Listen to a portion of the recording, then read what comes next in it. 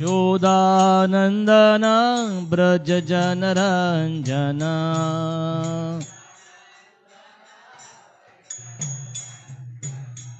यशोदानन्दन ब्रज जनरञ्जन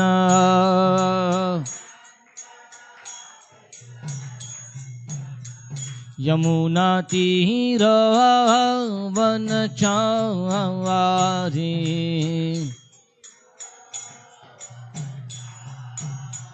यमुना तीरवनचारि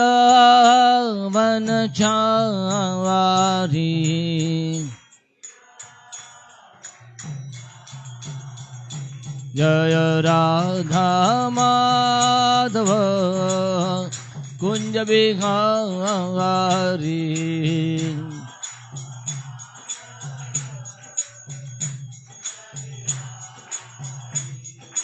गोपी जन वल्लभ गिरिवरधारी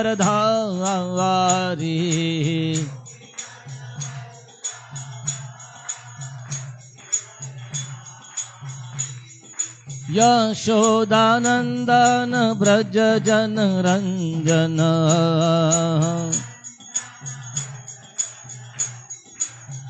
यमुना तीरवनचारि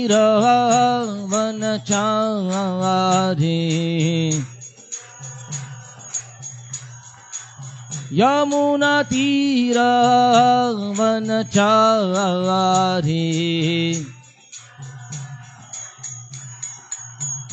जय राधा माधव कुंज बिहारी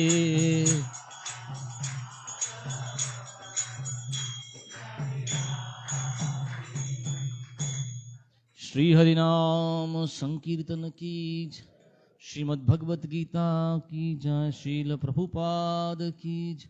निताय गौर प्रेमानंदे हरि हरि बोल। ओम अज्ञानतिमिरन्धस्य ज्ञानाञ्जनशलाकया चक्षुरुन्मिलितं येन तस्मै श्रीगुरवे नमः। श्रीचैतन्यमनोभीष्टं स्थापितं येन भूतले स्वयं रूपः कदा मह्यं ददाति स्वपदान्तिकं। वन्देऽहं श्रीगुरोः श्रीयुतपदकमलं श्रीगुरून् वैष्णवांश्च श्रीरूपं साग्रजातं सहगण रघुनाथान्वितं तं सजीवं साद्वैतं सावधूतं परिजनसहितं कृष्णचैतन्यदेवं श्रीराधा कृष्णपादान् सहगण ललिता श्रीविशाखान्वितांश्च। नमो विष्णुपादाय कृष्णपृष्ठाय भूतले श्रीमते भक्तिवेदांत स्वामी इति नामिने। नमस्ते सारस्वते देवे गौरवाणी प्रचारिणे निर्विशेष शून्यवादी पाश्चात्य देशतारिणे। नमो महावदान्याय कृष्ण प्रेम प्रदायते कृष्णाय कृष्ण चैतन्य नामिने गौरत्विषे नमः। हे कृष्णा करुणा सिंधु दीनबंधु जगत्पते गोपेश गोपिका कांत राधा कांत नमोस्तुते। तप्त कांचन गौरांगी राधे वृंदावनेश्वरी वृषभानुसुते देवी प्रणमामि हरिप्रिये। वाञ्छाकल्पतरुभ्यश्च कृपा सिन्धुभ्य एव च पतितानां पावनेभ्यो वैष्णवेभ्यो नमो नमः। श्री कृष्ण चैतन्य प्रभु नित्यानंद श्री अद्वैत गदाधर शिवासदि गौर भक्त वृंद। हरे कृष्णा कृष्णा कृष्णा हरे हरे हरे राम राम राम हरे हरे।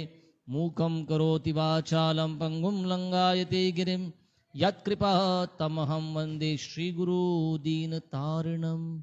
नीलाचल निवासाय नित्याय परमात्मने बलदेव सुभद्राभ्यां जगन्नाथाय ते नमः। हरे कृष्ण। तो आज हमारे फिर से एक बार चेंज हुए संडे फीस्ट के टाइम के समय आपका फिर से स्वागत है। है ना। हमने बीच में प्रयत्न किया था कि इसको दोपहर को किया जाए, पर ऐसे कुछ कारण सामने आए कि प्रभु जी संभाजी नगर में धूप बहुत ज़्यादा होती है, थोड़ा गर्मी ज़्यादा होगी, तो थोड़ा 4 महीने के लिए थोड़ा अगर इसको फिर से शाम को कर सकते हैं, तो हम फिर प्रयत्न किए हैं कि इसको किस प्रकार शाम के समय इस वक्त, पर फिर भी हमने कोशिश की कि फिर से 7 बजे के पहले शुरू करें जैसे पहले होता था, जिससे कि सारा प्रोग्राम समय पे समाप्त हो और फिर सब भक्तों को घर पे भी जाने को समय पर पहुंचे। हम प्रयत्न कर रहे हैं, आज का पहला दिन है, शायद इसलिए कम भक्त हैं, थोड़ी देर के बाद आएंगे और प्रसाद के वक्त तो पक्का आ जाएंगे बाकी सब, है ना। कुछ चीजें हम जैसे लोगों को जो यहाँ बैठते समझ लेनी पड़ती है, इसको बहुत सहन शक्ति लगती है यहाँ बैठने के लिए है ना, कुछ चीजें मान लेनी पड़ती है कि ऐसा होने वाला है, ठीक है। तो मैं सबका स्वागत करता हूँ फिर से एक बार। आज हम जो गुरुवार होके गया है, इस हफ्ते का जो गुरुवार था, उस गुरुवार के दिन श्रील भक्ति सिद्धांत श्री ठाकुर का 150वां व्यास पूजा, उनका जन्म का दिन था। तो उसके लिए आपने अगर न्यूज़ में देखा होगा, प्रधानमंत्री नरेंद्र मोदी जी ने एक स्टैम्प और एक कॉइन भी लाया है उनके लिए, उनके उपलक्ष्य में, कि इन महान आचार्य का जो भक्ति सिद्धांत श्री ठाकुर हुए हैं, जो शिल प्रभुपाद के गुरु हैं, उनका जो कंट्रीब्यूशन है उसके ऊपर, उनके जीवन के बारे में और उनका जो कार्य था उसके ऊपर हम आज थोड़ा चर्चा करेंगे। तो उसके लिए मैंने भगवत गीता यथारूप उसके अध्याय क्रमांक 9 श्लोक संख्या है 13, बहुत फेमस श्लोक है भगवत गीता का। महात्मानस्तु मां पार्थ दैवीं प्रकृतिमाश्रितः भजन्त्यनन्यमनसो ज्ञात्वा भूतादिमव्ययम्। अनुवाद तथा तात्पर्य कृष्ण कृपा मूर्ति अभय चरणारविंद भक्तिवेदांत स्वामी श्रील प्रभुपाद जी के द्वारा। श्रील प्रभुपाद की जय। अनुवाद। हे पार्थ, मोह मुक्त महात्मा जन दैवी प्रकृति के संरक्षण में रहते हैं। वे पूर्णतः भक्ति में निमग्न रहते हैं, क्योंकि वे मुझे आदि तथा अविनाशी भगवान के रूप में जानते हैं। तात्पर्य। इस श्लोक में महात्मा का वर्णन हुआ है। महात्मा का सबसे पहला लक्षण है कि वह दैवी प्रकृति में स्थित रहता है। यह भौतिक प्रकृति के अधीन नहीं, वह भौतिक प्रकृति के अधीन नहीं होता। और यह होता कैसे है, इसकी व्याख्या 7वें अध्याय में की गई है। जो भगवान श्री कृष्ण की शरण ग्रहण करता है, वह तुरंत ही भौतिक प्रकृति के वश से मुक्त हो जाता है। यही वह पात्रता है। जो ही कोई भगवान का शरणागत हो जाता है, वह भौतिक प्रकृति के वश से मुक्त हो जाता है। यही मूलभूत सूत्र है। तटस्था शक्ति होने के कारण जीव जो ही भौतिक प्रकृति के वश में से मुक्त होता है, त्यों ही वह आध्यात्मिक प्रकृति के निर्देशन में चला जाता है। आध्यात्मिक प्रकृति का निर्देशन ही दैवी प्रकृति कहलाती है। जय श्री जगन्नाथ बलदेव सुभद्रा महारानी की जय। श्रील प्रभुपाद की जय। इस प्रकार से जब कोई भगवान के शरणागत होता है, तो उसे महात्मा पद की प्राप्ति होती है। महात्मा अपने ध्यान को कृष्ण के अतिरिक्त अन्य किसी और नहीं ले जाता, क्योंकि वह भली भांति जानता है कि कृष्ण ही आदि परम पुरुष समस्त कारणों के कारण है। इसमें तनिक भी संदेह नहीं है। ऐसा महात्मा अन्य महात्माओं या शुद्ध भक्तों की संगति से प्रगति करता है। शुद्ध भक्त तो कृष्ण के अन्य स्वरूपों तथा चतुर्भुज महाविष्णु रूप से भी आकृष्ट नहीं होते। वे न तो कृष्ण के अन्य किसी रूप में से आकृष्ट होते हैं, नहीं वे देवताओं या मनुष्यों के किसी रूप की परवाह करते हैं।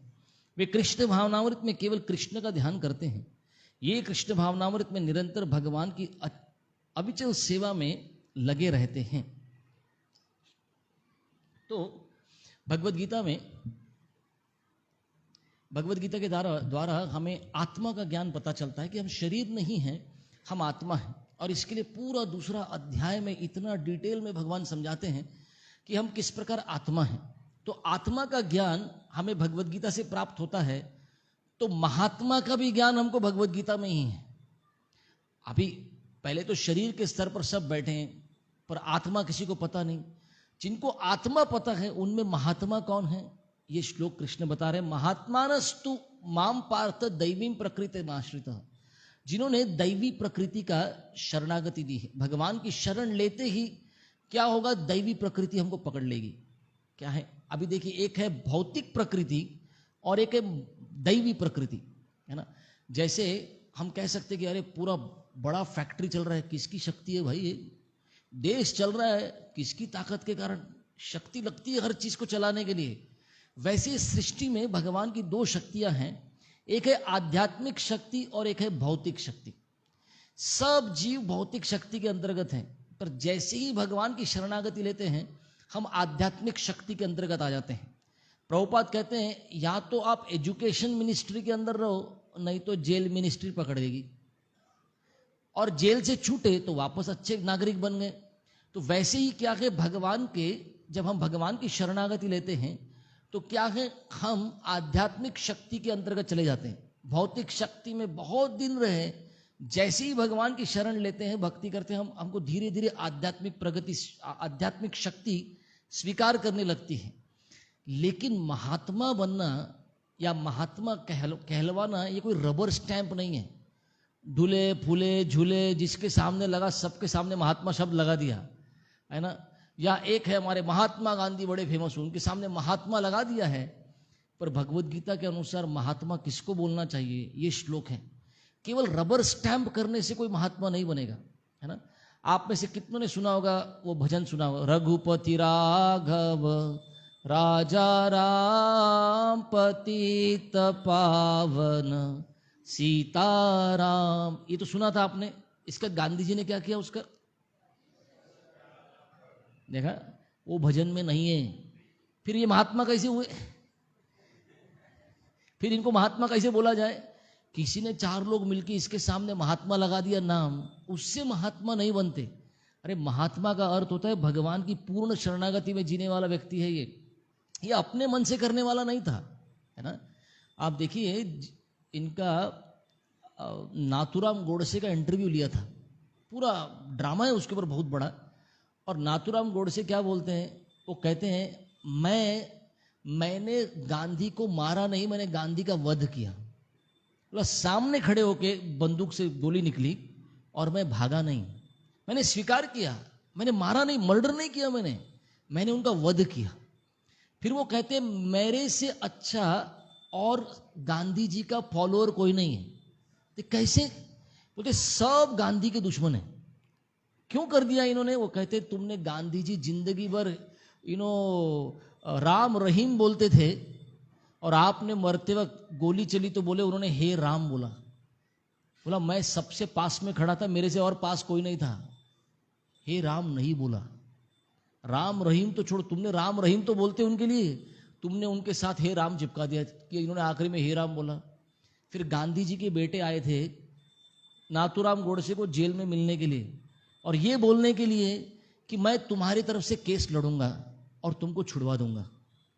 और नाथुराम गोडसे ने बोला था ये तुमको मैं करने दूंगा नहीं, अगर गांधी का वध हुआ है तो नाथुराम को भी मरना पड़ेगा। नाथुराम जिंदा होगा ना, मुझे मालूम है तुम मेरे पास क्यों आए हो, तुम अपना नाम रोशन करना चाहते हो कि बाप के मर्डरर को भी तुमने छुड़ा दिया, तुम बहुत जल्दी गांधी का पोस्ट चाहते हो, राइट, पिताजी का, तुमको मैं लेने दूंगा नहीं। सोचो, अगर नाथुराम ने गांधी को मारा है तो नाथुराम को मरने दो, मैं तुमको ये करने दूंगा नहीं।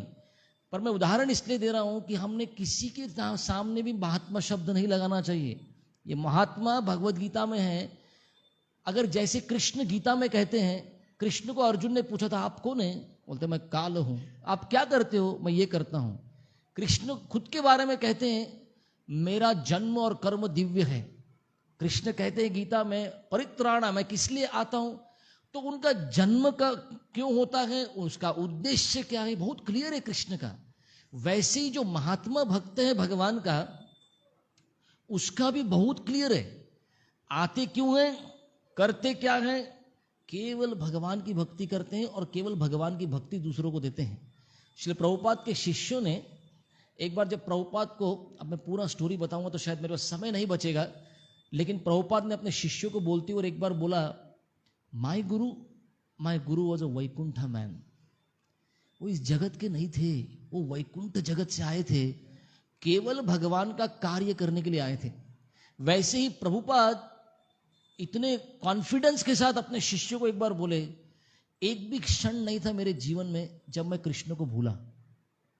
तो जब हम कह रहे हैं कि अरे प्रभुपाद की मूर्ति को रखा है, उनको गार्लैंड पहना रहे, उनका आरती कर रहे, ये महात्मा है इसलिए कर रहे हैं क्योंकि ये भगवान को भूले नहीं, इनको किसी को याद नहीं दिलाना पड़ा, अरे अरे कुछ तो भगवान को स्मरण करना चाहिए, भगवान की भक्ति करनी चाहिए।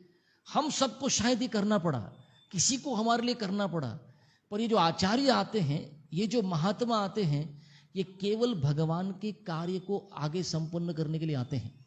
वैसे ही एक महात्मा जिनका मैं कह रहा था गुरुवार के दिन जन्म दिवस था, 150वां जन्म दिवस था, इनका नाम है श्रील भक्ति सिद्धांत सरस्वती ठाकुर, है ना, जो हमारे श्रील प्रभुपाद जो इस्कॉन के संस्थापक आचार्य हैं, उनके गुरु हैं, है ना। तो भक्ति सिद्धांत ठाकुर के जो पिता थे श्रील भक्तिविनोद ठाकुर, वो भी हमारे एक आचार्यों की श्रृंखला में हैं, जो गौड़िया संप्रदाय है, इस्कॉन जिसमें आता है, उसकी श्रृंखला में भक्तिविनोद ठाकुर हैं। तो श्री चैतन्य महाप्रभु के जाने के बाद इतना सुंदर भक्ति का जो प्रचार हुआ था महाप्रभु के द्वारा, 6 गोस्वामियों के द्वारा, अचानक से एक 400-450 साल का पीरियड हुआ। उस पीरियड में इतना कुछ उटपटांग हुआ कि वैष्णव के नाम सुनकर भी लोगों को लगता था अरे ऐसी वैष्णवता होती, ऐसे होना चाहिए कि किसी को। तो इतना हाल खराब हो गया था कि लोगों को लगता वैष्णव मतलब क्या, भिखारी है, जाएगा भगवान का नाम लेगा और भीख मांगेगा। यहीं तक गिर गया, इतनी गिर गई थी सिचुएशन। पर भक्तिविनोद ठाकुर इन्होंने फिर से प्रचार कार्य शुरू किया कि चैतन्य महाप्रभु की शिक्षाएं क्या हैं, हमको किस प्रकार भक्ति करनी चाहिए। इतने सारे भजन और इतने सारे प्रोग्राम उन्होंने शुरू किए कि भक्तिविनोद ठाकुर के द्वारा 450 साल पहले जो भक्ति वृक्ष प्रोग्राम शुरू किए थे वो आज भी चल रहे हैं बंगाल में। सोचिए ऐसा करके गए थे। पर भक्तिविनोद ठाकुर को एक समय समझ गया कि शायद मैं अकेला ये कार्य नहीं कर सकता, ये मेरे लिए नहीं है, शायद मेरे में इतनी क्षमता नहीं है कि मैं अकेला ये कार्य कर सकता हूं। तो श्रील भक्तिविनोद ठाकुर ने जाकर जगन्नाथ जी से प्रार्थना की कि आप अपने एक किसी पार्षद महात्मा को भेजो जो जन्म लेगा और ये प्रचार का कार्य आगे लेकर जाएगा। तो उसके बाद भक्ति सिद्धांत श्री ठाकुर का जन्म हुआ। और क्योंकि विमला देवी, उनको जो देवी हैं जगन्नाथपुरी में आप जाएंगे, पीछे दर्शन लेने जाएंगे, विमला देवी का मंदिर है, उनसे भी प्रार्थना की थी, इसलिए इनका जन्म का नाम रखा गया था विमल प्रसाद। और ये छोटे से बच्चे, एकदम छोटू बच्चों, कुछ शायद 1-1.5 महीने के थे अभी, है ना। और माँ क्या हो गया, जगन्नाथपुरी से रथ निकला, मेन टेम्पल से रथ निकला, जगन्नाथ बलदेव सुभद्रा अपने रथ पे बैठे हैं, और आकर रथ किधर रुका, भक्तिविनोद ठाकुर के घर के सामने आकर रुक गया, जो उसी ग्रैंड रोड पे रहते थे। और रथ हिल ही नहीं रहा। एक दिन हो गया, दूसरा दिन हो गया, तीसरे दिन भक्तिविनोद ठाकुर को लगा मेरे छोटा सा बच्चा जो जन्मा है इसको मैं आशीर्वाद दिलवाता हूँ। जब जाके रथ पर लेके गए, बच्चे को रखा, तो जगन्नाथ जी का हार बच्चे के ऊपर गिरा। तो भक्तिविनोद ठाकुर बोले यस, ये बच्चा, ये भगवान ने भेजा, ये कुछ करेगा। और आप देखिए बचपन से ही ऐसी अब मैं कुछ कथाएं बताता हूं उनके बारे में। जब 4 साल के थे, इनको भगवत गीता, 4 से 7 साल के बीच में भगवत गीता पूरी कंठस्थ, 700 श्लोक कंठस्थ हैं। और केवल श्लोक कंठस्थ नहीं, उसके ऊपर लेक्चर देते थे। छोटा सा बच्चा। एक बार, अभी लेक्चर कैसे देते थे देखिए, श्रील प्रभुपाद अपने गुरु के बारे में कहते हैं, भक्ति सिद्धांत ठाकुर के बारे में कहते हैं, अपने शिष्य को बताते हुए एक लेक्चर में कह रहे हैं, मेरा काम बहुत आसान था। क्या बात कर रहे, पाश्चात्य जगत में जाना, इतना प्रचार करना आसान कैसे था। तो श्रील प्रभुपाद कहते, मेरे गुरु है ना भक्ति सिद्धांत ठाकुर, सारा डिफिकल्ट जॉब जो था वो उन्होंने कर दिया। जितनी सारी गड़बड़े हुई थी 450 साल में, उन सारी गड़बड़ को निकाल दिया उन्होंने, खदेड़ दिया। मेरा काम बहुत आसान कर दिया उन्होंने। मुझे केवल कृष्ण को देना पड़ा, मेहनत हुई मेरी, लेकिन अभी कोई कहे खेती में मुझे बहुत मेहनत करनी पड़ी, पर पहले जंगल किसने साफ किया? जंगल साफ होने के बाद फिर जमीन मिली, उसके बाद खेती हुई। प्रभुपाद कहते जंगल साफ करने का काम मेरे गुरु भक्ति सिद्धांत ठाकुर को करना पड़ा। आप अगर चैतन्य भागवत पढ़ेंगे, उसके 3-4 श्लोक है शायद, जहां वृंदावन दास ठाकुर जिन्होंने चैतन्य भागवत लिखा है, वो कहते समस्त वैष्णव पदे नमस्कार आमार, से सब पदे अपराध न हौक अमार। बोलते समस्त वैष्णवों के चरणों पे मेरा मेरा नमस्कार है, वैष्णवों के चरणों पे मेरा मेरा कभी अपराध नहीं होना चाहिए। और भक्ति सिद्धांत ठाकुर अपना तात्पर्य लिखते हुए कहते हैं, वृंदावन दास ठाकुर सब वैष्णव क्यों बोल रहे हैं, वो जो अवैष्णव हैं या वैष्णव के नाम से चलते हैं उनको नमस्कार नहीं कर रहे बोलते। और उसके बाद 13 अपसंप्रदायों का नाम लिखते हैं, इन्होंने कैसे गलत फिलॉसफी लाई, इन्होंने कैसे गलत कार्य किए, ये वैष्णव नहीं है। तो वैष्णवता क्या है और अवैष्णव कौन है, शुद्ध भक्ति क्या है और अशुद्ध भक्ति क्या है, श्रील प्रभुपाद कहते हैं मेरे गुरुदेव से अच्छा किसी ने समझाया नहीं। एक बार भक्ति विनोद ठाकुर अपने बच्चे को लेकर 7 साल के भक्ति सिद्धांत ठाकुर को लेकर किसी एक साधु को मिलने गए जगन्नाथपुरी में। भक्ति विनोद ठाकुर ने दंडवत किया और उस साधु ने भक्ति विनोद ठाकुर को देख के दंडवत किया और भक्ति सिद्धांत ठाकुर खड़े हैं, 7 साल का बच्चा खड़ा है। तो वो जो साधु उठे, उन्होंने बोला अरे तुम्हारे बच्चे को क्या एटिकेट सिखाया नहीं कि दंडवत किया जाता है। तो भक्ति विनोद ठाकुर ने बक्सान ठाकुर की तरफ देखा और सिर्फ एक उत्तर दिया, मेरा बेटा अवैष्णव को दंडवत नहीं करता वो केवल वैष्णव को दंडवत करता है। अब भक्ति विनोद ठाकुर रिस्पेक्ट दे रहे हैं, भक्ति सिद्धांत ठाकुर बोले ऐसा कड़क काम था। बोला नहीं, अगर ये सीधे मार्ग पे नहीं चल रहे, अगर ये शुद्ध भक्ति का नहीं प्रचार कर रहे अपने जीवन में, मैं नहीं करूंगा दंडवत उनको। इतना जगन्नाथपुरी में जाकर लिटरली एक टाइम ऐसा था, बक्सान ठाकुर पकड़ के थप्पड़ भी मारते थे। देख गड़बड़ करने का नहीं, लोगों को गुमराह करने का नहीं, जो कृष्ण ने गीता में दिया है, जो शास्त्र है वो बोलना चाहिए, तुम झूठ मूठ का गलत प्रचार नहीं करना चाहिए। भक्ति विनोद ठाकुर ने इनको बोला देखो तुम सही बोल रहे पर तुम बहुत ज्यादा कड़क है ये कड़क ना सब लोग तैयार नहीं इसके लिए, तुम थोड़ा जाके तपस्या करो। क्या करूं, सोचो पिता ने क्या बोल दिया, जाओ मायापुर में जाओ और थोड़ा भजन करो। उस समय मायापुर जंगल था, जंगल, कुछ भी नहीं था उधर पे। वहां पे भक्ति सिद्धांत ठाकुर पहुंचे और वहां पर जाकर उन्होंने क्या किया, भजन करना शुरू किया। 9 साल 192 माला रोज। हम 16 माला गिन के हमारी क्या हालत होती, झालं रे बाबा आजचं झालं हे 16, आजची 16 माळा झाली। 192 माला रोज, इसका मतलब 21 से 22 घंटा ये जप कर रहे हैं रोज। और आप बोलोगे रहे किधर रहे, इनके पास एक छतरी थी, उस छतरी में छेद थे, उस छतरी को रख के ये बैठ के जप करते थे गंगा के तट पर। खाते क्या थे, इनके पास एक पत्थर की प्लेट है, वो आज भी आप गौड़िया मठ में जाकर वहां देख सकते हैं, एक प्लेट थी। 2-3 घरों के पास जाकर जो भी गांव थे उधर जाते थे, भिक्षा मांगते थे। और खाते कैसे थे, 9 साल सोचिए कैसे खाया व्यक्ति ने। जो भी प्लेट में आया, 3 घर में जाके 3 ही घर में जो मिला, अभी गाय के जैसा उसमें मुंह डालने का, एक बार में जो खाने को मिल जाए, एक बार में एक निवाला जो मुंह, हाथ नहीं लगा रहे हैं, मुंह से लगाए खा लिया। ये आज के दिन का प्रसाद हो गया। सोचिए आप, इतना कम खा के 192 माला जप करना। और कितनी बारिश होती है बंगाल में, मायापुर में, केवल लोग टूटी छतरी के नीचे बैठते थे, केवल जप करते थे।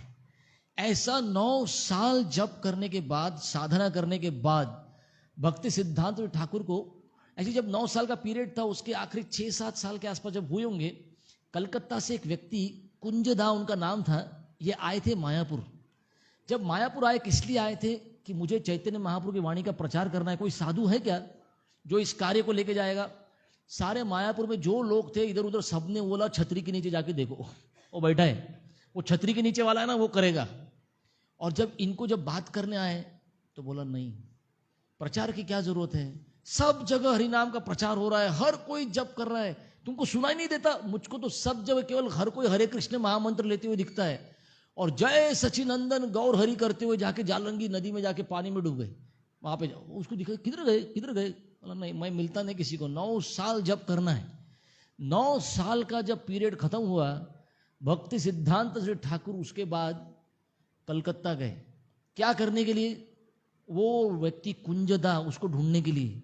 पोस्ट ऑफिस का मैनेजर बताया था उसने मेरे को, कलकत्ता के पोस्ट ऑफिस घूमे और वो मैनेजर को पकड़ा, बोला तुम्हारी इच्छा थी ना कि प्रचार होना चाहिए?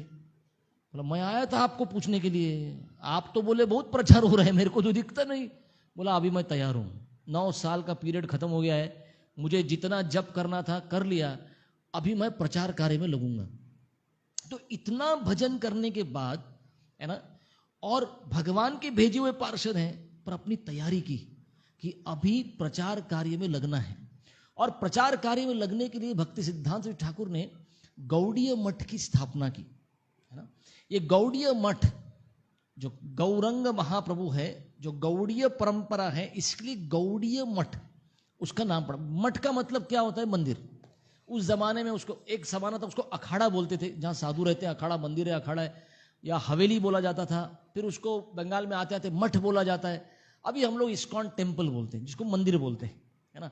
जहाँ पे कुछ साधु रहते हैं, कुछ गृहस्थ रहते हैं, जो लोग मंदिर में लोग आते हैं, उनको प्रचार होता है, उसको वैसे मठ उन्होंने बनाए। तो सबसे पहला मठ जो उन्होंने बनाया था, एक जगह किराए पे ली थी, वो है उल्टा दंगा जंक्शन रोड, कलकत्ता। आज ये आसपास कितना साल हो गया, 100 साल पहले ये जगह ली थी। 100 साल, 104 साल, 107 साल कुछ तो हुए, 1915 के आसपास लिया था। आज 2023 हो गया ना, इसलिए मैं बोल रहा हूँ। तो जो लिया था उल्टा दंगा जंक्शन रोड, आज इस्कॉन ने वो जगह को खरीद लिया है। और इतना सुंदर, जैसा वो ओरिजिनल उस जमाने में था, वैसा का वैसा उसको वापस बनाया है। अगर आप कभी कलकत्ता जाएं तो वो जगह देखने जाना चाहिए, इतनी सुंदर जगह बनाई है इस्कॉन के भक्तों ने उसको। अभी वो जगह किराए पे ली थी, और जब किराए पे जगह ली थी, भक्ति सिद्धांत ठाकुर, ठीक है अब मैं कुछ और चीजें बताता हूं उनके बारे में। जब वो लेक्चर देते थे तो लेक्चर 4 घंटे तक का मिनिमम होता था। आज करें क्या हम लोग? प्रभू जी पनिशमेंट नका देऊ प्रभू जी, तुम्ही बोलतात तर आवडत नाही, ते बोलले असते तर चाललं असतं, है ना। तो भक्ति सिद्धांत को 4 घंटे का लेक्चर देते थे, और उसके बाद पूछते थे मैं कंटिन्यू करूं? ये नहीं पूछते थे मैं रुकूं क्या। जब भी लेक्चर शुरू करते थे उसके पहले क्या बोलते थे बताए? मैं आपको सबके सामने हाथ जोड़ता हूं, आप कृपया करके आपके 2 कान मुझको उधार दे दो, अभी आपके 2 कान उधार दे दो, जब तक मैं बोल रहा हूं प्लीज सुनो इस बात को। एक बार उनकी तबीयत खराब हो गई तो डॉक्टर को लाया गया। तो डॉक्टर जब आया तो डॉक्टर ने क्या बोला, देखो आपका ना पित्त बहुत बढ़ गया है, पित्त बढ़ा है आपका, क्योंकि आप बहुत बोल रहे हो, बहुत बोलते हो आप, है ना, तो आपको कम बोलना चाहिए। इसके बाद भक्तिसिंह ठाकुर ने उस डॉक्टर को 2 घंटे का क्लास दिया कि मनुष्य जीवन का फायदा क्या है अगर मैं हरि कथा नहीं कर सकता तो। डॉक्टर को समझा नहीं, मैं क्या करूं इसका, अभी मैं क्या करना क्या चाहिए। Continuous preaching, continuous glorification. एक बार कुछ स्कॉलर्स कलकत्ता यूनिवर्सिटी से आए थे उनको मिलने के लिए। जब मिलने को आए तो इनका क्रांति वाला प्रचार था, तो इन्होंने आकर बोला, अब मैं कुछ चीजें बताता हूं कि उस जमाने में रहकर उस जमाने के अगेंस्ट बोलना ये भक्तिसिंह ठाकुर ही कर सकते थे, है ना। तो ये स्कॉलर लोग आए थे और इन्होंने धाड़ धाड़ धाड़ धाड़ बोलना चालू कर दिया, ऐसा है प्रॉब्लम, ऐसा कैसे बोल सकते हैं आप, ऐसा कैसे कर सकते हैं आप। और भक्तिसिंह ठाकुर हो गया हो गया हो गया ना, बोलिए ना, अभी मुझको सुनेंगे आप, ठीक है।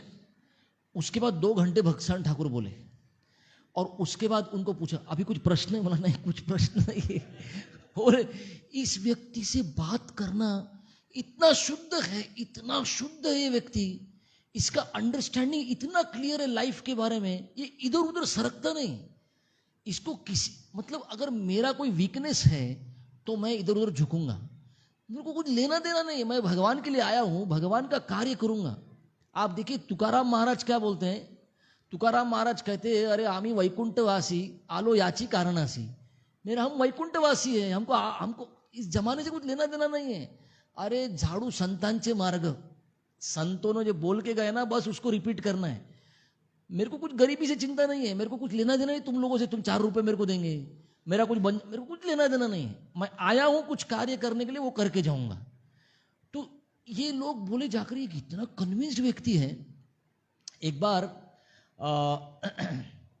ठीक है, आनंद बाजार पत्रिका सुना, एबीपी चैनल सुना है आपने? चैनल एबीपी चैनल है ना? बहुत लोगों ने हाँ हाँ फट से बोल दिया। एक आनंद बाजार पत्रिका आजकल थोड़ा कम है, अभी भी वर्ल्ड्स लार्जेस्ट सर्कुलेटेड पेपर है अभी भी, लेकिन आनंद बाजार पत्रिका के एडिटर ने इनको एक टाइटल दिया था सिंह गुरु, है ना? सिंह एक सिंह जब निकलता है जंगल में बाहर, अपने गुफा से निकलता है, सारे छोटे छोटे जानवर भाग जाते इधर उधर चींची चींची करने वाले।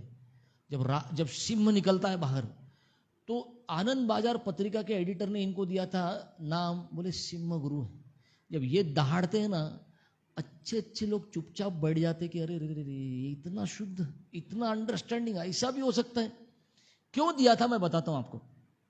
मिदनापुर में उस जमाने में बहुत बाढ़ आई थी, बहुत बाढ़ आई, बहुत क्षति हुआ, बहुत नुकसान हुआ, घर बह गए, लोग बह गए, जानवर बह गए, खेती खराब हो गई। तो पर हुआ क्या था, उस बाढ़ आने के पहले ही गौड़िया मठ के भक्तों ने, भक्तसान ठाकुर और उनके ब्रह्मचारी और गृहस्थों ने मिलकर क्या किया था, बहुत सारा धन फंड कलेक्शन किया था, दान स्वीकार किया था लोगों से। किस लिए? कि गांव गांव में जाकर डायरों में एग्जीबिशन बनाएंगे, पुतले बनाएंगे छोटे छोटे गीता के श्लोकों पर, भागवत के श्लोकों पर, और ऐसे प्रचार करेंगे एग्जीबिशन लगा लगा के। तो गांधी जी, आपने पता है गांधी जी का नाम सुना है? गांधी जी और एनी बेसेंट बहुत बड़े नाम थे उस जमाने के। इन दोनों को पता चला कि गौड़ीय मठ के पास ऐसा पैसा है, तो ये लोग पहुंचे गौड़ीय मठ के गेट के ऊपर, और गेट पे सिक्योरिटी को चिट्ठी भेजी, आपके गुरु को बताओ हमको मिलना है। और भक्तसान ठाकुर ने चिट्ठी उल्टी भेजी, किस लिए आए? इनको पता था मेरे दरवाजे तक ऐसे आने वाले नहीं है, तो इन्होंने चिट्ठी में लिखकर भेजा कि ऐसा कारण है, हमको धन चाहिए। भक्तसान ठाकुर ने रिटर्न चिट्ठी भेजी, मेरे पास टाइम नहीं है आपके लिए। और चिट्ठी पर क्या लिखा था? चिट्ठी में लिखा था, माया की बाढ़ में जीव इतने सारे बहते हुए जा रहे हैं, उस बाढ़ से उन जीवों को बचाने के लिए मैं अकेला काम कर रहा हूं, कोई और नहीं है। ये धन केवल उसी के लिए इस्तेमाल में होगा, प्रचार के लिए होगा, मैं आपको नहीं दे सकता। और गांधी जी और एनी बेसेंट पीछे सरक गए कि बोला ये भी बराबर बात है, आत्मा का कौन चिंता कर रहा है भाई, आत्मा माया के बाढ़ में बह रहे सब लोग। जब ये वापस गए, उसके ऊपर आनंद बाजार पत्रिका ने, एडिटर ने बोला सिंह गुरु हैं, ये दहाड़ते हैं। कि इनको भी समझ गया कि ये जो कार्य कर रहे हैं एक विशेष कार्य के लिए आए हैं, और ये विशेष कार्य संपन्न करके रहेंगे। एक बार, ठीक है, बनारस हिंदू यूनिवर्सिटी के फाउंडर कौन है? मदन मोहन मालवीय। एक बार ये मिलने को आए भक्तसान साहब, बहुत बड़े बड़े लोग मिलने को आते थे इनसे सुनने के लिए। अंग्रेज आकर बैठते थे इनके लेक्चर में। जब अंग्रेज आकर बैठते थे, ये इंग्लिश में लेक्चर देते थे। जब इंग्लिश में लेक्चर देते थे, अंग्रेजों को समझती नहीं थी इंग्लिश। तो ये क्या है, अंग्रेज डिक्शनरी लेकर बैठते थे, इनकी इंग्लिश इतनी अच्छी थी, और ऐसे ऐसे वर्ड्स अंग्रेज कहा आया बोलने। आज भी आप उनका ईशो ब्रह्म संहिता उसको पढ़ने का प्रयत्न करो, समझता नहीं है बोले क्या। श्रील प्रभुपाद कहते हैं कई चीज तो मेरे को ऊपर से जाती थी, ये बोलते क्या है, कुछ समझता ही नहीं है, ये बोलते क्या है। पर प्रभुपाद बोलते थे मेरे को इतना समझता था, सही बोलते सही बोलते, इतना पक्का है, कभी कोई समझता नहीं था ये कौन। आप सोचिए, बंगाली प्रोफेसर्स आके कलकत्ता यूनिवर्सिटी आके बैठते थे लेक्चर में, और बोलते थे बंगाली भी नहीं समझती इनकी हमको, ये कौन सी भाषा है। तो भक्तसान ठाकुर बोलते मैं गौड़ीय भाषा बोलता हूं, मैं बंगाली नहीं बोलता। सोचिए, मैं गौड़ीय भाषा में बात करता हूं। तो मदन मोहन मालवीय एक बार आए थे मिलने के लिए, तो मदन मोहन मालवीय को वापस चिट्ठी भेजी, मैं थोड़ा बिजी हूं, थोड़ा बैठिए। उनको बैठने को बोला। जब बैठे थे तो अपने ब्रह्मचारी को तो कुछ तो सेवा में, कोई तो डेलीगेट करने का है, किसी को तो बहुत सेवा है मंदिर में। ये जब बाहर गया, एक ब्रह्मचारी देखा कोई तो बैठा है और अभी गुरुदेव तो आ नहीं रहे, बोला कुछ सेवा करेंगे क्या, आ जाओ सेवा करो। मदन मोहन मालवीय को बैकअप कराया, बर्तन धुलवाए। मदन मोहन मालवीय बर्तन धो रहे, सोचो। और उसके बाद भक्तसान ठाकुर नीचे आए ढूंढने के लिए, किधर गए, वो आए थे मिलने के लिए। और मदन मोहन मालवीय को पूछा आपको कुछ प्रश्न थे? बोलते प्रश्न सब सॉल्व हो गए, सेवा कर लिया। तो भक्तिसार ठाकुर बोले गौड़िया मठ बहुत स्पेशल है, यहाँ पे लेक्चर देने की भी जरूरत नहीं पड़ती, सेवा तो करो सब हो जाता है। तो इतने बड़े बड़े लोग इनको मिलने को आते थे, पर हर कोई ये समझ कर जाता था कि व्यक्ति बड़ा स्पेशल है। आप हमको कभी सिखाया नहीं, बताया नहीं किसी ने, लेकिन अंग्रेजों के जमाने जब ट्रेन चलती थी ना, कलकत्ता, बंगाल और उड़ीसा में, ट्रेन बीच में पटरी पे लोग आकर खड़े होते थे, ट्रेन रोकी जाती थी। क्यों? जब लोगों को पता चलता था कि भक्ति सिद्धांत ठाकुर इस ट्रेन में बैठे हैं, ट्रेन आगे नहीं जा सकती, रुकना पड़ेगा। किस लिए? उनको दरवाजे पे लेके आओ, दरवाजे पे लाकर भक्तिसार ठाकुर को हार पहनाएंगे, उनके पाद प्रक्षालन होगा, भक्तिसार ठाकुर 5 मिनट का लेक्चर देंगे, उसके बाद ट्रेन आगे बढ़ती थी। आप सोच सकते हैं कैसे व्यक्ति होंगे ये। इस प्रकार से इनका इस प्रकार से उत्साह इतना था प्रचार में। श्रील प्रभुपाद कहते थे, मेरे पिता के कारण मैंने बहुत साधुओं को मिला था, दुनिया भर के ऊट पटांग साधु, कैसे कैसे लोग मैंने देखे नहीं, साधुओं पे मेरा विश्वास बचा नहीं था। प्रभुपाद कहते थे, मेरे घर के बाजू में एक आदमी था, 6 दिन नौकरी करता था, रविवार को क्या करूं, तो बोलता रविवार को भगवे कपड़े पहनता था और गली में घूम कर आता था, थोड़े पैसे मिल जाएंगे, रविवार को ही पैसे मिल जाएंगे। और प्रभुपाद कहते मेरे पिताजी का श्रद्धा ऐसा था, जो भी साधु जैसा दिख रहा है उसको उठा के घर पे लाते थे, उसको प्रसाद खिलाते थे। बोलते केवल एक ही चीज बोलते थे, मेरे बेटे को आशीर्वाद दो, ये राधा रानी का बहुत अच्छा भक्त बनना चाहिए।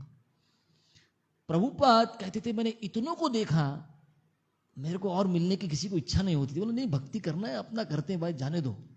एक दिन उनके दोस्त नरेंद्र नाथ मलिक इनको रास्ते पे खींचते खींचते बोल रहे चलो चलो चलो, हम यहाँ पर उल्टा दंगा जंक्शन रोड पर आए हैं, यहाँ पर एक साधु है, आप इसको मिलो। क्योंकि नरेंद्र नाथ को पता था कि प्रभुपाद, जो अभय चरण जिनका नाम था उस समय, बोला अगर अभय बाबू बोलेंगे ना, बाकी सारे दोस्त भी मान जाएंगे, साधु बहुत स्पेशल है। पर अभय बाबू बोल रहे मैंने बहुत देखे, मेरे को मत लेके जा। लिटरली खींचते हुए लेकर गए और अंदर घुसे। जब मंदिर के अंदर घुसे तो पूछा, मंदिर वगैरह सब ठीक है, साधु किधर है तुम्हारे, गुरु किधर है, बहुत नाम सुन रहे उनका। तो बोले वो छत के ऊपर बैठे, जाओ। जब छत के ऊपर गए तो अभय बाबू और नरेंद्र, ये दोनों दोस्त जैसे ही अंदर गए, इनको देखते लगा दंडवत करना चाहिए, बड़ा स्पेशल है दंडवत, और उठे नहीं। उसके पहले भक्तिसार ठाकुर बोलते हैं, अरे आप, यू आर एजुकेटेड पीपल, आप एजुकेटेड हो, आपने अंग्रेजी भाषा में पढ़ाई की है, आपको चैतन्य महाप्रभु की वाणी का और भगवत गीता का प्रचार प्रसार अंग्रेजी भाषा में पाश्चात्य जगत में करना चाहिए। अब सोचिए, आप किसी सामने वाले को जानते नहीं और आपको पूरे जीवन का प्लान बता रहे क्या करना चाहिए। प्रभुपाद ने वही पूछा, हे बाबा क्या क्या बोल क्या रहे तुम। प्रभुपाद का पहला प्रश्न क्या था पता है? कौन सुनेगा तुम्हारी चैतन्य की वाणी को, पहले देश को स्वतंत्रता मिलने दो, जब तक देश परतंत्र है क्या फायदा ये सब प्रचार करके। और भक्तिसार ठाकुर ने जो 10-15 मिनट बोला, प्रभुपाद कहते उसका सारांश क्या था? उनका सारांश ये था कि तुम्हारी स्वतंत्रता के लिए ये आध्यात्मिकता रुक नहीं सकती। आज पहले मुगल कर रहे थे तब प्रॉब्लम था, अंग्रेज राज कर रहे तो प्रॉब्लम है, मतलब भारतीयों के ऊपर भारतीय राज करेंगे तब भी कुछ फर्क पड़ने वाला नहीं है। आत्मा को वापस भगवत धाम जाकर ही शांति मिलेगी, वहीं पे आनंद मिलेगा, वरना केवल पॉलिटिकल एडजस्टमेंट से ये दुनिया आप ठीक नहीं कर सकते। और श्रील प्रभुपाद उस दिन कहते मेरे दोस्त की तरफ पलट कर मैंने एक चीज बोली थी, बोला महाप्रभु का जो संप्रदाय है ना और ये धर्म है ना, ये सही व्यक्ति के हाथ में है, ये साधु बहुत सही है। और प्रभुपाद कहते हैं पूरे कॉलेज में मैं डिबेट में कभी हारा नहीं था, और आज हार कर मुझे बहुत खुशी हुई, और मैंने उसी दिन शाम को स्वीकार कर लिया ये मेरे गुरु होंगे, मैं इनसे दीक्षा लूंगा। और श्रील प्रभुपाद कहते हैं कई बार मेरी इच्छा होती थी कि कब मैं सब कुछ छोड़कर मेरे गुरु की वाणी के जो मुझे आदेश मिला है पहले बार में, मैं उस आदेश को पूरा करूंगा, मैं कब गौड़िया मठ ज्वाइन करूंगा और प्रचार कार्य में लगूंगा। पर अक्सर मुझको लगता था नहीं, मेरा परिवार है, मेरे बच्चे हैं, मेरा बिजनेस है। और प्रभुपाद अभी इस्कॉन की स्थापना करने के बाद अब 80-85 की उम्र के होंगे, और प्रभुपाद अपने शिष्यों को बोलते हैं अगर पलट कर देखूं तो मुझे ऐसा लगता है मुझे पहले दिन में ही शरण लेना चाहिए था, मेरे पहले दिन गुरु को मान लेना चाहिए था, जो गुरु ने आदेश दिया था। बहुत समय वेस्ट कर दिया मैंने, प्रभुपाद ऐसा कहते हैं। तो श्रील भक्ति सिद्धांत ठाकुर, आप देखिए, मेरा टाइम कितना है मुझे पता नहीं, समय पूरा बदल गया। अभी तो कितना टाइम है अभी मेरे पास? अभी और आधा घंटा है, ठीक। क्योंकि इतना कुछ है ना बोलने के लिए। आप घंटों घंटों हमारे भक्ति विकास स्वामी महाराज हैं एक इस्कॉन में, जो प्रभुपाद के शिष्य हैं। उन्होंने उनके जीवन के ऊपर एक पुस्तक लिखी है। वो पुस्तक कितनी बड़ी है? 4 पुस्तकें हैं और हर पुस्तक कम से कम 400 पन्ने की है। और जब उनको पूछा गया कि आपने इतना सारा लिखा भक्ति सिद्धांत ठाकुर के बारे में, तो वो बोलते हैं मैंने केवल इंट्रोडक्शन दिया है। बोलते इन महात्माओं को, ये शुद्ध भक्तों के बारे में कितना बोला जाए, इतना कुछ था उनके जीवन में बोलने जैसा। वो कहते मैं कहां कहां जाकर उनके बारे में रिसर्च करके नहीं आया, किन किन को नहीं मिला। हर कोई, अब देखिए उल्टा दंगा जंक्शन रोड का जो रेंटेड जगह था, उस रेंटेड जगह को के बाद दूसरा प्रॉपर्टी लिया उन्होंने, होता बाग बाजार गौड़िया मठ, कलकत्ता। ये पूरे गौड़िया मठ के लिए एक व्यक्ति ने पूरा डोनेशन दिया, अपना बिजनेस बेचा, अपना घर बेचा, अपने पत्नी के सोने जवाहर सब बेचे और लाकर भक्तिसार ठाकुर को सब धन दिया, आप इससे मंदिर बनाओ। सोचिए, एक साधु को देखकर ऐसा कोई कह सकता है कि मैं सब कुछ आपको देने को तैयार हूं, क्योंकि मुझे पता है आप पूरी तरह उसको भगवान की सेवा में लगाएंगे। सब कुछ बेच दिया और उधर से इतना बड़ा मंदिर बना, और इस व्यक्ति को उसके पत्नी के साथ रहने के लिए केवल एक कमरा दिया भक्तिसार ठाकुर ने। बोला तुमने भगवान की सेवा में लगाया, इसका मतलब ये नहीं तुमको महल दूंगा, तुमको भी रहने को जगह मिलेगी मंदिर में, लेकिन तुमको यहां रहना पड़ेगा। और इतना धन देने के बाद श्रील प्रभुपाद एक लेक्चर में कहते हैं, ये जो गृहस्थ थे जिन्होंने सब धन दिया था भक्तिसार ठाकुर को, एक बार लेक्चर चल रहा था, भक्तिसार ठाकुर लेक्चर दे रहे, हमारे श्रील प्रभुपाद बैठे हैं, और ये व्यक्ति जिन्होंने डोनेशन इतना सारा दिया था जिससे ये मंदिर बना था, वो भी बैठे थे। अभी भक्तिसार ठाकुर बोल रहे और इनको कुछ समझा नहीं, तो इन्होंने बाजू में बैठे प्रभुपाद अपने अभय बाबू को बोला, ओ तुम्हाला कळाला को काही, आपको समझा क्या बोले, मुझको समझा नहीं। और प्रभुपाद समझाने को गए तो भक्तिसार ठाकुर व्यासासन से क्या बोलते बताए, बाबू आपको क्या लगता है डोनेशन देके गुरु को खरीद लिया आपने? आपको बोलने की इच्छा है तो आप बैठो इधर पे आकर, मैं नीचे बैठता हूं, मैं आपसे सुनूंगा, लेकिन जब मैं बोल रहा हूं तो आप बोलोगे नहीं बीच में।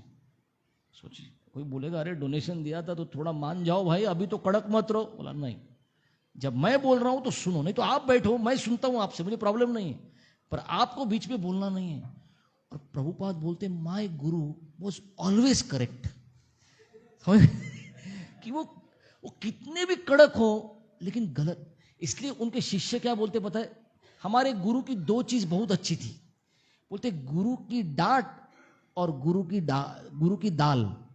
डांट, जब भी भक्तिसार ठाकुर डांटते बहुत थे हर बात पे।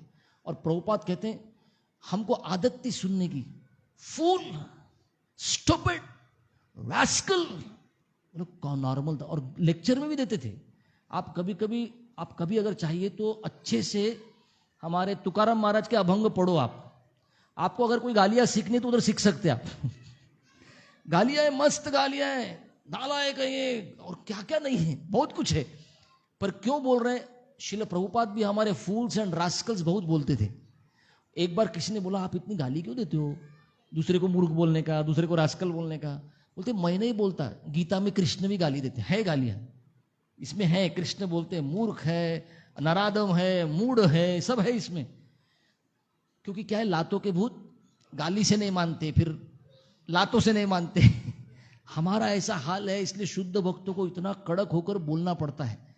तो उनके शिष्य बोलते थे हमारे गुरु की डांट और हमारे गुरु की दाल, एकदम सिंपल दाल खाते थे। बोले बड़ी इतनी टेस्टी लगती थी। सोचिए, पर शिष्यों को सिखाने के लिए क्या करते थे। ठीक है, जब भी कोई जगन्नाथ जी का प्रसाद लेकर आता था उनके पास, कोई भी जगन्नाथपुरी से आया और जगन्नाथपुरी का प्रसाद लेकर आया, तो भक्तिसार ठाकुर सबसे पहले दंडवत नमस्कार करते थे। बोलते जगन्नाथ प्रसाद जगन्नाथ जी से अभिन्न है, दंडवत करते थे, उसके बाद आचमन करते थे, 3 प्रदक्षिणा करते थे प्रसाद का, और उसके बाद प्रसाद स्वीकार करते थे। सब लोग सोचते थे कैसे बाबा ये कैसा, क्योंकि इतना कनेक्शन भगवान के साथ क्लियर है। जगन्नाथ का प्रसाद जगन्नाथ जी से अभिन्न है। एक बार भक्तिसार ठाकुर को समझा कि मेरे लिए प्लेट आता है प्रसाद का, मैं कुछ खाता हूँ और जो भी रह जाता है शिष्य अवशेष लेंगे गुरु का। तो इनको समझा कि जैसे ये प्लेट बाहर जाती है ना, तो बाहर वाले लोग मेरे को पकौड़ा दो, यानी मेरे को चपाती का टुकड़ा दो, और गुलाब जामुन के पीछे ज़्यादा लोग भागते थे, है ना। अभी भक्तिसार ठाकुर ने अपने शिष्यों को सिखाने के लिए क्या किया होगा, जब नेक्स्ट डे से प्लेट आई, नमक मंगाया, नमक डाला, सब कुछ मिक्स कर दिया और वो खाया और बोला अभी वापस भेजो। देखते हैं कितनों को विश्वास है कि ये गुरु का उच्छिष्ट है, देखते हैं कितने लोग खाते हैं। और इन्होंने कई दिन तक ये किया केवल शिष्यों को सिखाने के लिए कि तुम ये मत सोचो ये प्रसाद है या वो प्रसाद है, गुरु का प्रसाद है वो आपको ये स्वीकार करूंगा या वो नहीं, वहां पर भी अपनी बुद्धि मत लगाओ, ये सिखाने के लिए किया।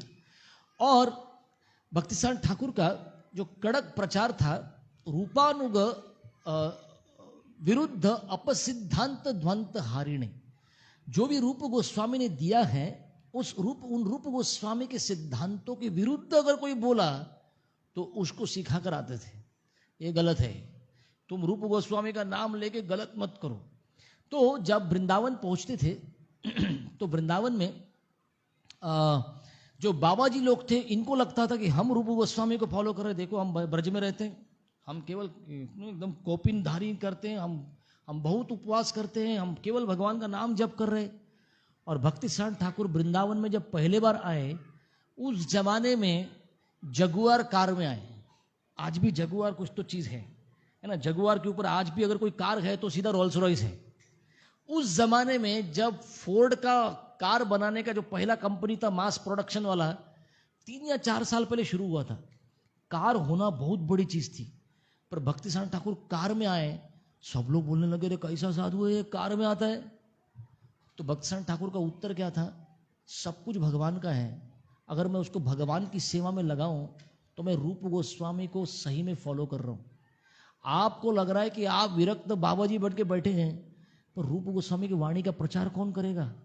श्रील प्रभुपाद को किसने पूछा, स्वामी जी क्या कम धर्मशाला है वृंदावन में, क्या कम मंदिर है, आप मंदिर क्यों बना रहे रमन रेती में जाकर, आज जो इस्कॉन का मंदिर है, और इतना मार्बल का मंदिर और इतना पॉश मंदिर, ऐसे कमरे रहने के लिए बना रहे, आप क्यों बना रहे इतना अच्छा। तो प्रभुपाद बोले मेरे लिए नहीं बना रहा, तुम्हारे लिए बना रहा हूं। समझे, मेरे लिए बना रहे, मैंने कब बोला मेरे लिए बनाने को आपको। प्रभुपाद बोलते हैं मैं एक पेड़ के नीचे बैठ जाऊंगा मेरे लिए, तुम मेरा इंटरव्यू लेने या मेरे से सीखने के लिए वहां पर आओगे नहीं। मैं अगर ऐसे बिल्डिंग में रहूंगा ना, तुम चुपचाप से बाप रे इतना अच्छा मंदिर है, कौन साधु है जाके बात करना चाहिए, कि तुमको लाने के लिए मंदिर बनाया जा रहा है इतने सुंदर, मेरे लिए नहीं बना रहा मैं।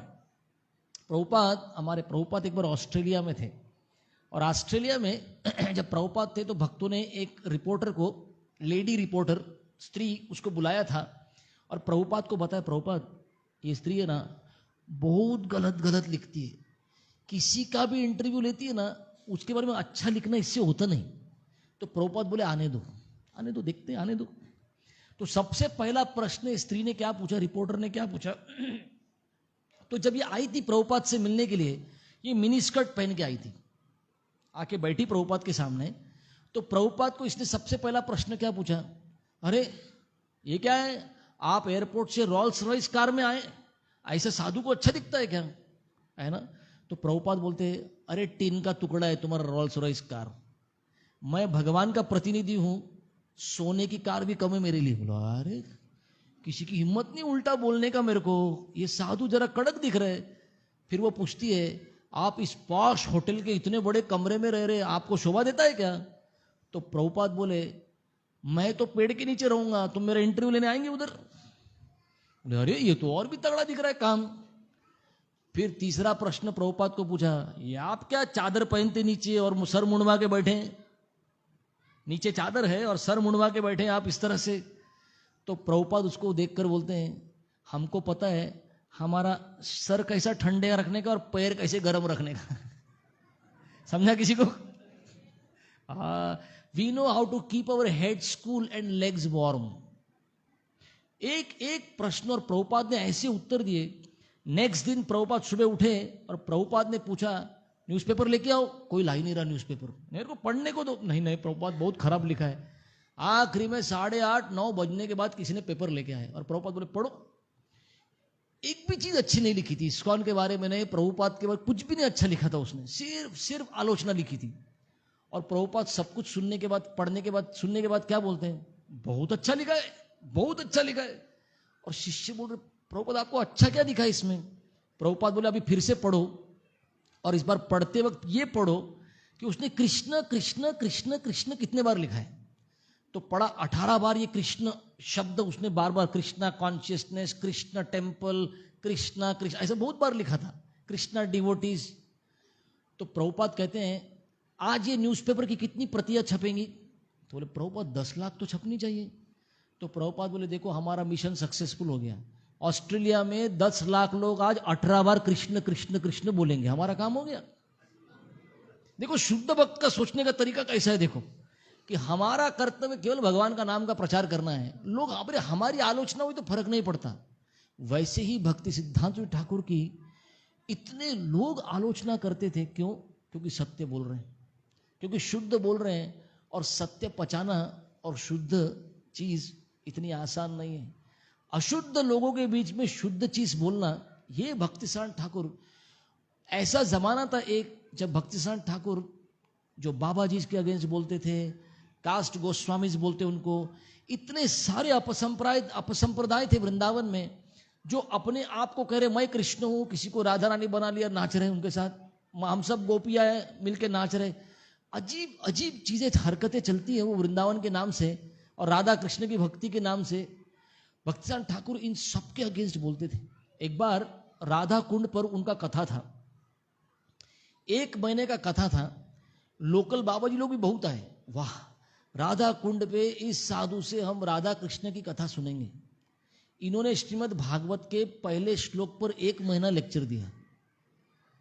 सोचिए, पहले ही श्लोक पर, पहले अध्याय का पहला श्लोक 1 महीना चला।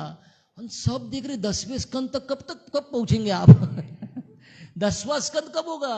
बोला अरे पहला इसके लायक बनो आप, पहला इसको समझ लो, पूरा कृष्ण भगवान है ये समझो, वरना सीधा राधा कृष्ण के पास जाएंगे तो बहुत मुश्किल में पड़ जाएंगे, है ना। सीधा राधा कृष्ण के पास जाने की कोशिश करते हैं। भक्तिसार ठाकुर कहते हैं fools rush in where angels fear to tread. अरे शिवजी दूर खड़े रहते हैं, अरे रासलीला अपने बस की बात नहीं है, शिवजी पीछे खड़े रहते हैं। लक्ष्मी जी आई थी रासलीला में, उसको बताया गया, गोपियों ने बोला जरा दूर खड़े रहो, तुम्हारी अरे लक्ष्मी जहां नहीं एंटर कर सकती, जहां शिवजी नहीं, जहां नारद मुनि नहीं, जहां ब्रह्मा जी भी नहीं, वहां पर 9 सीखे लोग के क्या लगते हैं, प्रभु जी राधा रानी के बारे में कुछ बताओ ना, प्रभु जी थोड़ा राधा कुंड श्याम कुंड, प्रभु रासलीला सुनने की बड़ी इच्छा है। अरे भाई उसके लिए योग्यता लगती है। पूरे भागवत में राधा ये शब्द एक बार भी सुखदेव गोस्वामी ने बोला नहीं है। किसने? सुखदेव गोस्वामी ने नहीं बोला। हम कौन है जो सीधा उस तरफ जाने वाले हैं? भक्तिसार ठाकुर कहते हैं थोड़ा बच के रहना, नहीं तो क्या होगा। आप देखिए, आप में से कितने लोग शमशान घाट गए कभी? कब्रिस्तान गए, चलो कब्रिस्तान गए। अगर कब्रिस्तान में जनरली कौन रहते? भूत रहते, है ना। कुछ लोग नीचे रहते और कुछ लोग ऊपर नाचते, है ना। तो कब्रिस्तान में भूत रहते, अगर वहां पे ऑर्केस्ट्रा बजाया तो कौन नाचने वाला है? भूत नाचेंगे। भक्तिसार ठाकुर कहते तुम्हारे हृदय के अंदर काम वासनाओं का भूत है और तुम उधर अगर राधा कृष्ण की कथा सुनोगे ना, वहां पे केवल तुम्हारी काम वासनाएं नाचेंगी, बच के रहना। इसलिए शिल प्रभुपाद ने हमारे जो कृष्ण बुक दिया ना, कृष्ण ग्रंथ, 10वें स्कंद की 90 पूरी लीलाएं उसके अंदर, लेकिन प्रभुपाद वहां पर लिखते हैं अगर हृदय का काम वासना भी गया नहीं है ना, तुम कृष्ण बुक का भी वो चैप्टर मत पढ़ो, अध्याय मत पढ़ो जहां राधा कृष्ण और गोपियों की रासलीला का वर्णन है। नहीं तो वही काम वासना क्या बोलेगा, अरे ये बहुत अच्छा है, भगवान है और गोपियों के साथ नाच रहे, अपनी गोपियां किधर, है ना। हम भगवान को सामान्य समझ लेंगे ऐसा लगता है ये भी तो ऐसे कुछ कर रहे हैं, नहीं वैसे नहीं कर रहे। अरे सब कुछ भगवान का है ना, तो तुम्हारे पति भी भगवान के और पत्नी भी भगवान की, सब कुछ भगवान का है ना। फिर किसकी, फिर वो पत्नी किसकी या पति, सबको ही भगवान को, बच्चे भगवान के, सबको ही भगवान का है। पर हमारे हृदय की काम वासना सामने आ जाती है। तो भक्ति सिद्धांत ठाकुर, उन्होंने, आप अगर राधा कुंज जाएंगे तो वहां पर एक राधा कुंज बिहारी मठ बनाया, मंदिर बनाया। राधा कुंज बिहारी के विग्रह का स्थापना हुआ, दिन भर में पूरा पूजा हुआ, सब कुछ हुआ। शाम को रहने का समय आया तो शिष्यों ने बोला मंदिर में आपके लिए ऊपर एक कमरा बनाया है। भक्ति सिद्धांत ठाकुर बोलते नहीं, मेरे रहने की जगह नहीं है ये। मतलब बोलते यहाँ मेरे गुरुवर्ग रहेंगे, मैं जाकर कुसुम सरोवर से दूर जाकर कहीं तो रहे। बोला वहां पे कमरा देखो मेरे लिए, ये जगह बहुत प्रगत भक्तों के लिए, ये मेरे लिए नहीं है। सिखाना चाहते थे कि हमको कैसे रहना चाहिए यहाँ पर। चैतन्य महाप्रभु ने भी अपने पार्षदों को जब भेजते थे तो बोलते थे वृंदावन में ज्यादा देर रहना नहीं, और रहना है तो 3 दिन, और 3 दिन भी रहना है तो कोई वरिष्ठ भक्त होने चाहिए जिनके गाइडेंस में रह के रहो, वरना वृंदावन में अपराध करोगे तो ऐसे। सांप सीढ़ी का गेम देखा है, 99 में जब सांप काटता है ना तो वापस सीधा 1 पे आना पड़ता है। वैसे वृंदावन बहुत ऊंची चीज है, राधा कृष्ण लीला प्रेम बहुत ऊंची चीज है, पर वहां पर जब अपराध होगा ना फिर जो गिरेंगे तो बहुत मुंह की खा के गिरेंगे। तो भक्ति सिद्धांत ठाकुर बोलते थे बड़ा संभाल के इस एरिया में जाना चाहिए हमको। तो भक्ति सिद्धांत ठाकुर का जो प्रचार कार्य था, तो अपने शिष्यों के साथ भी बहुत कड़क थे। कुछ बताऊं इसके बारे में, शिष्यों के बारे में बड़े कड़क थे। एक बार एक शिष्य को क्या लगा कि मैं बहुत धन इकट्ठा करके लाऊंगा, और वो धन इकट्ठा करके जब लाऊंगा तो गुरु प्रसन्न हो जाएंगे। तो उन्होंने क्या किया, इन्होंने जाकर पहले उस जमाने के जो सेल्स टैक्स ऑफिसर था उसके पास गए, और उसको क्या बोला, तुम्हारी कार उधार में मिल सकती है क्या मंदिर तक जाने के लिए सिर्फ। तो उसने बोला ठीक है, मेरे ड्राइवर के साथ जाओ कार में, सरकारी गाड़ी, उसके उस जमाने में सब वो झंडा वंडा लगता था, सरकारी गाड़ी है और सेल्स टैक्स वाले का नाम लिखा है, सेल्स टैक्स कमिश्नर लिखा है, ड्राइवर बैठा है और उसके पीछे ये भक्त बैठे हैं। और गाड़ी, ड्राइवर को क्या बोला पता है, नहीं नहीं सीधा मंदिर नहीं जाना है, थोड़ा मार्केट से होकर घूमकर जाना है। अब मार्केट से घूमकर गए और जब वापस आए, मंदिर तक छोड़ दिया, गाड़ी चली गई और ये फिर मार्केट गए, और मार्केट वालों को बोलते पता चल गया ना मेरा किसके साथ दोस्ती है, समझ रहे, मेरा दोस्ती किसके साथ है, दान देंगे कि नहीं बताओ, सेल्स टैक्स है ना। तो चुपचाप लोगों ने ठीक है ले लो और ले लो, ये लो, ये भी ले लो बाबा और ले लो, और जाके मंदिर में लेकर आए और भक्ति सिद्धांत ठाकुर को बोले देखो मैंने कितना डोनेशन इकट्ठा किया। और भक्ति सिद्धांत ठाकुर ने पूछा कैसे किया, ऐसा किया, बोले चोरी है, मैं नहीं लूंगा इसको, तुम ऐसे मुझको इम्प्रेस नहीं कर सकते, तुम चोरी करके लाए हो, तुम चीटिंग करके लाए इसको, ये सॉरी चोरी नहीं चीटिंग है, तुम चीटिंग किए लोगों के साथ, हमको ऐसे दान नहीं इकट्ठा करना है। अरे सब लक्ष्मी भगवान की, जाओ भिक्षा मांगो लोगों से कि आपको लक्ष्मी भगवान की सेवा में देनी चाहिए, ये बताओ, आप चीटिंग करके मत लाओ। एक बार एक शिष्य का बहुत कंप्लेंट आता था भक्ति सिद्धांत ठाकुर को, जब बहुत कंप्लेंट आता था और इसको बहुत करेक्शन मिलता था, इसने क्या विचार कर दिया, बिना पूछे समझे मैं क्या करूंगा, इसने विचार किया मैं गंगोत्री से शुरू करूंगा और गंगा के तट पर, गंगोत्री से लेकर गंगा सागर तक पैदल जाऊंगा, है ना, इस प्रकार से मैं पूरा यात्रा करता हूं। ये बिना बताए निकल गए और ये पूरा घूम कर आए, और इनको लगा जब मैं गुरु के सामने आऊंगा तो गुरु बड़ा गुणगान करेंगे। भक्ति सिद्धांत ठाकुर ने कहा तुमने बिना आशीर्वाद लिए कुछ भी किया वो भक्ति नहीं है, आपको क्यों लगता है आपकी मनमानी करोगे वो भक्ति है, आपने आशीर्वाद नहीं लिया। बोला ठीक है, ये भी बात नहीं मान रहे, मैं जाता हूं और अभी मैं उड़ीसा में जाके प्रचार करता हूं, और प्रचार करके लोगों को लेके आऊंगा, गुरु के सामने बिठाऊंगा, दो इनको दीक्षा, देखो भक्त बनाया इनको मैंने। और ये जाकर प्रचार किए, कुछ महीने के बाद कुछ लोग आ गए, इनको लाके कलकत्ता में लेके आए और भक्ति सिद्धांत ठाकुर के सामने बिठाया, गुरुदेव दीक्षा दीजिए, देखो ये हरे कृष्ण महामंत्र का जप करते हैं। भक्ति सिद्धांत ठाकुर ने बोला पहले तुम शिष्य बनो, तुम जब बन जाओगे उसके बाद मैं इनको दीक्षा दूंगा, ये अगर तुम इनको लेकर आओगे तो मैं दीक्षा नहीं दूंगा, क्योंकि पहले तुम शिष्य नहीं बने। तो कोई अगर कहेगा कि अरे बहुत कड़क थे, फिलॉसफी प्रैक्टिस में भी बड़े कड़क थे, ऐसा नहीं चल सकता था। पर कोमल भी उतने ही थे, वरना इतने लोग कैसे आए, संपर्क में जुड़े कैसे? रोज रात को क्या करते थे पता है? मंदिर में जितने भक्त रहे, ब्रह्मचारी हो, गृहस्थो, जो भी है, भक्तसान ठाकुर स्वयं जाते थे देखने के लिए। मॉस्किटो नेट लगाया क्या सबने? क्योंकि मच्छर होते थे और मच्छर से मलेरिया होता था, तो जाके मॉस्किटो नेट लगाते थे भक्तों का, जाकर एक एक का। नहीं, तुम भगवान के प्रचार का कार्य कर रहे हो, तुम बीमार नहीं पड़ने चाहिए भक्त। सोचिए, इतना कोमल भी हृदय था।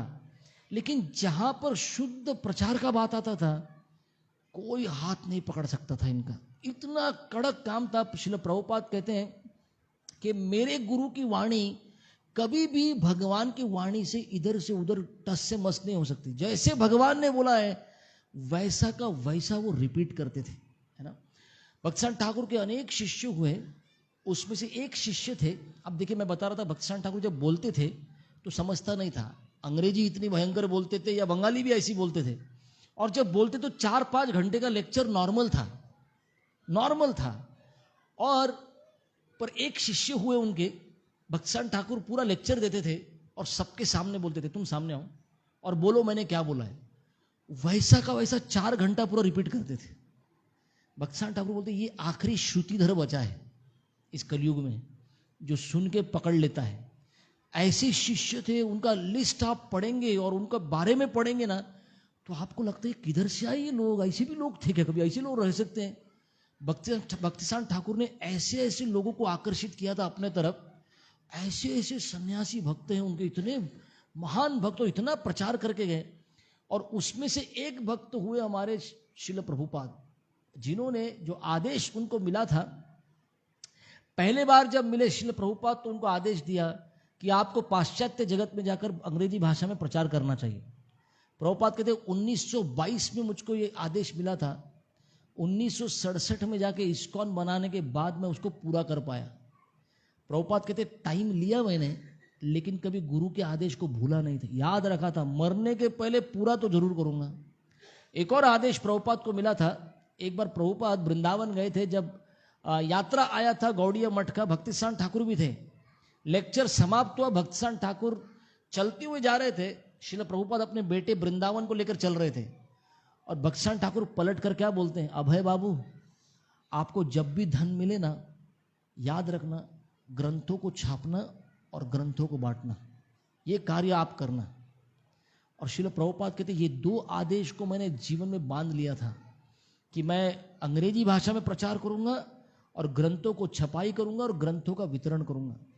भक्तसान ठाकुर को ग्रंथ इतने अच्छे लगते थे, वो कहते थे एक ये मृदंग है जिसको ये बजता है, थोड़ा हॉल में आवाज जाता है। भक्तसान ठाकुर कहते थे ये ग्रंथ है ना, ये बृहद मृदंग है, ये दूर दूर जाके ये ग्रंथ पहुंच सकते हैं। और कहते थे मेरे जो शिष्य है ना, जो मेरे भक्त हैं, ये जीवित मृदंग है, ये जब जाके प्रचार करते तो लोगों के हृदय में परिवर्तन होता है। तो भक्तसान ठाकुर क्या करते थे, मंदिर बना, मंदिर में विग्रहों की स्थापना हुई, बाजू में प्रिंटिंग प्रेस की स्थापना करते थे। सोचिए, लिटरली पूजा होती थी प्रिंटिंग प्रेस की, और बोलते थे ये पूजा कभी रुकनी नहीं चाहिए भगवान की, और ये प्रिंटिंग प्रेस भी कभी रुकना नहीं चाहिए। कई बार लोग, भक्त लोग कंप्लेंट करते थे, गुरुदेव क्लास चल रहा है उसमें प्रिंटिंग प्रेस का छप छप, उस जमाने की प्रेस, छप आवाज आ रहा है। भक्तसान ठाकुर बोलते थे कुछ भी हो जाए ये आवाज रुकना नहीं चाहिए, ये जब तक चल रहा है ना, धर्म का प्रचार ऐसे ही होगा, अभी इन ग्रंथों के माध्यम से होगा। और हम देखते हैं श्रील प्रभुपाद ने 80 से ज्यादा भाषाओं में प्रभुपाद के ग्रंथों का अभी ट्रांसलेशन हुआ है। और कहाँ कहाँ जाकर ये प्रचार नहीं हुआ, ये ग्रंथ कहाँ कहाँ नहीं जा रहे जो श्रील प्रभुपाद ने लिखे हैं और छपे हैं। और प्रभुपाद ने क्या किया, 2 ट्रस्ट बनाए, एक इस्कॉन बनाया और एक भक्ति वेदांत बुक ट्रस्ट बनाया। प्रभुपाद के ग्रंथ छापने के लिए अलग ट्रस्ट है, उसके अलग ट्रस्टी है, उसका सब कुछ अलग चलता है। तो किसी ने प्रभुपाद को पूछा आपने ऐसा क्यों किया, तो प्रभुपाद कहते मेरे गुरु का आदेश था। क्या आदेश था? कि ग्रंथों को छापना चाहिए और ये बंद नहीं होना चाहिए कभी। तो प्रभुपाद कहते हैं एक समय ऐसा आ सकता है शायद इस्कॉन में कुछ गड़बड़ हो, इस्कॉन को ताला लग जाए, पर भक्ति वेदांत बुक ट्रस्ट उसको मैंने अलग बनाया है कि ये चलता रहेगा। फिर प्रभुपाद ने बोला फिर क्या होगा, तो प्रभुपाद बोले कोई तो मेरा ग्रंथ पढ़ेगा और फिर से इस्कॉन चालू करेगा। सोचिए, ग्रंथ को बंद कर, ग्रंथ छपता रहेगा ना, कोई ना कोई प्रामाणिक भक्त आएगा, फिर से उन ग्रंथों को पढ़ेगा और फिर से इस्कॉन की स्थापना करेगा। पर ये ग्रंथ छपना बंद नहीं होना चाहिए। तो भक्तसाण ठाकुर का ये जो कंट्रीब्यूशन है हमारे परंपरा में इतना विशेष है, इतना विशेष है। और उनके जीवनी के बारे में मैं जो कह रहा हूं, डिटर्मिनेट दृढ़ता कैसी होती है सोचिए। 4 साल का ये बच्चे थे और पिताजी ने आम खरीद कर लाए थे। जब आम खरीद कर लाए तो अब बच्चों को आम दिख गया तो बच्चे ने उठाया और खा लिया। और पिताजी बोले बेटा आम अभी तक भगवान को अर्पण नहीं हुआ था, भोग नहीं लगा था, आपने भगवान को भोग लगाए बिना उसको खा लिया। तो 4 साल के बच्चे ने प्रण किया था मैं जिंदगी भर कभी आम नहीं खाऊंगा। आप सोच सकते हैं इस व्यक्ति ने जिंदगी भर, उनके शिष्य कहां कहां बर्मा वाले आम लेके आते थे, बोलते मैंने अपराध किया भगवान का, मैं आम नहीं खा सकता, मुझे माफ कर दो। इतना कड़क खुद के साथ भी रहते थे कि जिंदगी भर कभी आम नहीं खाया। सोची, एक बार एक ब्राह्मणों का सभा बैठा था और उसमें टॉपिक क्या था, ब्राह्मण श्रेष्ठ है कि वैष्णव श्रेष्ठ है। भक्ति विनोद ठाकुर जा नहीं पाए तो भक्तिसाण ठाकुर को भेजा गया। और ये उस समय यंग लड़के, इन्होंने जाकर 3 घंटा ऐसा लेक्चर दिया, सारे ब्राह्मण, इन्होंने आकर बोला भक्तिसाण ठाकुर को आपके चरणों की धूल चाहिए। सब लोग स्टेज की तरफ आ गए, पुलिस को बुलाना पड़ा, पुलिस ने भक्तिसाण ठाकुर को छुपाकर एक कमरे में लेकर गए, पानी भर के बकेट में पानी लाया, उनके पैर, ये अंग्रेज कर रहे, सोचो, पुलिस ने पैर डुबाए इनके और ये चरणामृत जाकर सबको दिया, तब जाके भीड़ शांत हुई। बोला ये क्या व्यक्ति है, इनका अंडरस्टैंडिंग कितना क्लियर है कि ब्राह्मण कौन है, वैष्णव कौन है। वैष्णव होना ज्यादा इंपॉर्टेंट है ब्राह्मण होने से, और एक वैष्णव वैसे ही ब्राह्मण है, पर एक ब्राह्मण वैष्णव है क्या वो जरूरी नहीं है, एक वैष्णव ब्राह्मण जरूर हो गया है ना। तो भक्तसाण ठाकुर 7:30 हो गए, समय खत्म हो गया है ना।